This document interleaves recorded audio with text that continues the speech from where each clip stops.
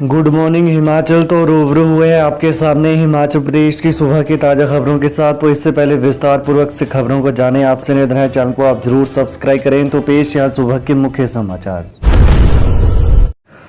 पर्यटन कारोबार पर मौसम की मार। बीते साल 15 अगस्त को शिमला के होटलों में 80% कमरे थे बुक, इस बार खाली।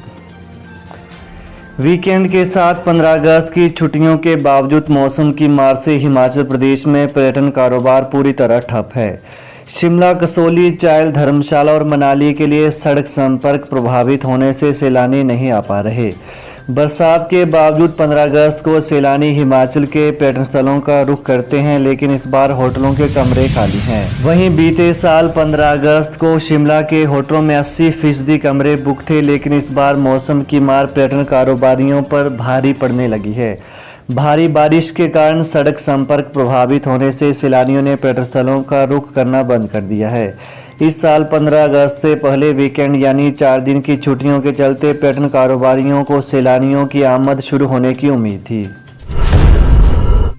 मनाली आने वाले पर्यटकों को टोल के बाद अब ग्रीन टैक्स से भी राहत। मनाली आने वाले पर्यटकों को टोल टैक्स के बाद अब ग्रीन टैक्स से भी राहत मिलेगी। टोल टैक्स 6 माह तक न लेने के आदेश जारी किए गए हैं। तो वहीं मनाली के रांगड़ी व वाम तट पर अलेहू में अब ग्रीन टैक्स की वसूली भी नहीं होगी। पर्यटन विभाग ने जुलाई माह से दोनों ग्रीन टैक्स बैरियर को बंद कर रखा है, जो कुल्लू मनाली हाईवे 3 की ओर हालत सामान्य न होने तक बंद रहेंगे। वहीं मनाली के रांगड़ी का ग्रीन टैक्स बैरियर देश का पहला फास्टैग सुविधा वाला ग्रीन टैक्स बैरियर है, लेकिन 9 और 10 जुलाई को ब्यास में आई प्रलयकारी बाढ़ ने इसे पूरी तरह से तबाह कर दिया है। यहाँ पर करीब 700 मीटर एनएच का बाढ़ ने नामो निशान ही मिटाकर रख दिया है। पुलिस कर्मियों का राजकीय सम्मान के साथ अंतिम संस्कार। हजारों लोगों ने नम आंखों से दी श्रद्धांजलि।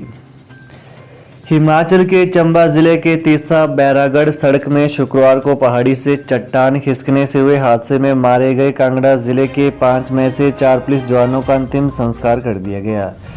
इच्छी गांव के लक्ष्य मोंगरा का गंग भैरव स्थित शमशान घाट में राजकीय सम्मान के साथ अंतिम संस्कार कर दिया गया। वहीं लक्ष्य को उनके छोटे भाई सिद्धांत ने मुखाग्नि दी। इस अवसर पर जिलाधीश doctor Nipun Jindal, ASP Hitesh Lakhanpal, SDM Kangra Somil Gautam, DSP Madan Dhiman मौजूद रहे। वहीं ज्वाली में पुलिस टुकड़ी ने हवा में फायर कर कांस्टेबल अभिषेक कुटलहड़िया को सलामी दी।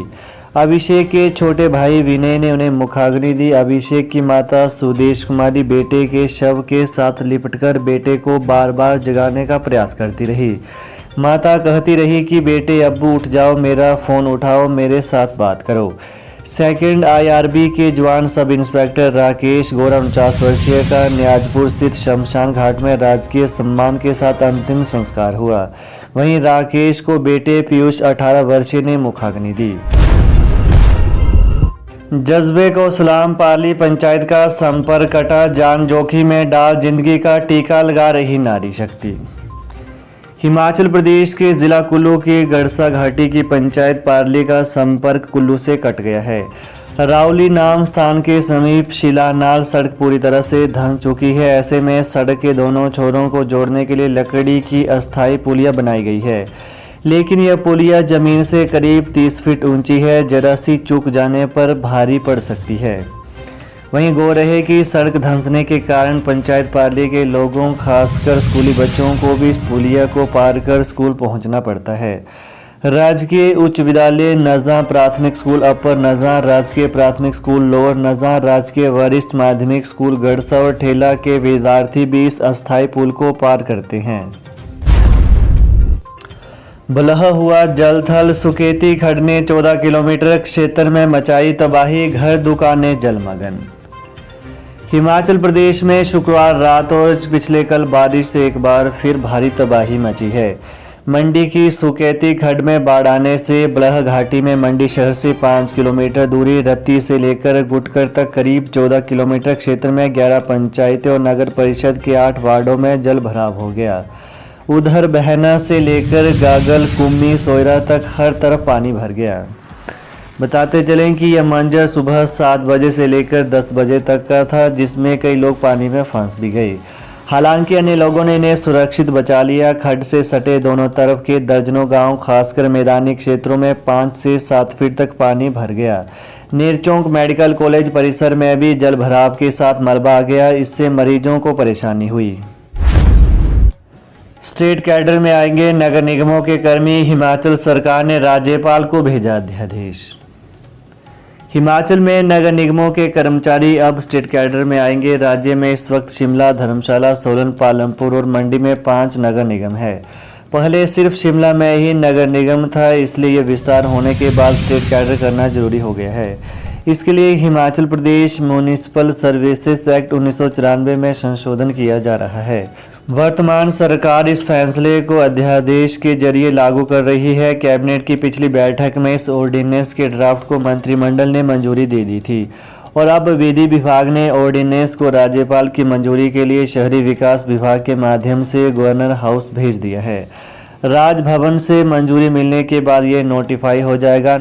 वहीं नोटिफिकेशन के साथ ही सभी नगर निगमों के चयनित कर्मचारी वर्ग स्टेट कैडर में होंगे। इसके बाद सितंबर महीने में शुरू हो रहे विधानसभा के मानसून सत्र में इसे विधेयक के तौर पर लाया जाएगा।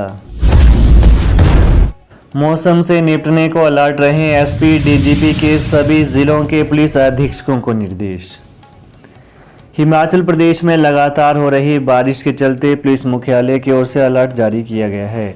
पुलिस मुख्यालय की ओर से प्रदेश के सभी जिलों के एसपी को आम जनता की सुरक्षा सुनिश्चित करने के लिए सतर्क रहने के निर्देश जारी किए हैं। डीजीपी संजय कुंडू ने प्रदेश के सभी एसपी को अलर्ट रहने के लिए निर्देश दिए हैं। पीडब्ल्यूडी में मल्टीटास्क वर्कर भर्ती को मिली मंजूरी। दिसंबर 2022 के फैसले से रुक गई थी प्रक्रिया। राज्य में नई सरकार बनने के बाद 12 दिसंबर 2022 को लिए गए एक सैद्धांतिक निर्णय के कारण रुकी भर्तियों की प्रक्रिया अब दोबारा शुरू हो गई है। राज्य सरकार ने लोक निर्माण विभाग को अपने यहां मल्टीटास्क वर्कर नियुक्त करने की अनुमति दे दी है। यह नियुक्ति पूर्व में सृजित पदों पर ही होगी। लोक निर्माण विभाग ने इस बारे में राज्य सरकार से मामला उठाया था। इस आधार पर प्रधान सचिव लोक निर्माण ने इंजीनियर इन चीफ को ये पद भरने की अनुमति दे दी है।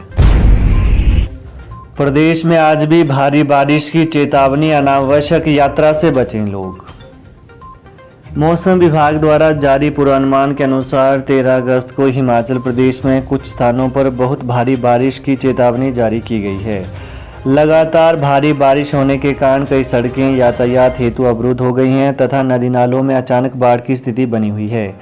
कई जगह भूस्खलन होने के कारण सड़क दुर्घटनाएं होने के समाचार प्राप्त हो रहे हैं। हिमाचल बिजली बोर्ड से संचार और उत्पादन विंग नहीं होंगे अलग, ओपीएस भी होगी बहाल। हिमाचल प्रदेश बिजली बोर्ड से संचार और उत्पादन विंग अलग नहीं होंगे। बोर्ड में पुरानी पेंशन योजना जल्द बहाल होगी। पिछले कल बिजली बोर्ड की कर्मचारी यूनियन के साथ हुई बैठक में मुख्यमंत्री सुखविंदर सिंह सुक्खू ने यह आश्वासन दिया। वहीं मुख्यमंत्री ने कहा कि बोर्ड में 4000 नई भर्तियां भी जल्द की जाएंगी। उन्होंने पावर कॉरपोरेशन को सौंपी चंबा जिला की 4 बिजली परियोजनाएं वापस बिजली बोर्ड को देने की हामी भी भरी। बिजली बोर्ड की कर्मचारी यूनियन इन 3 मांगों को लेकर बीते कई माह से संघर्षरत है।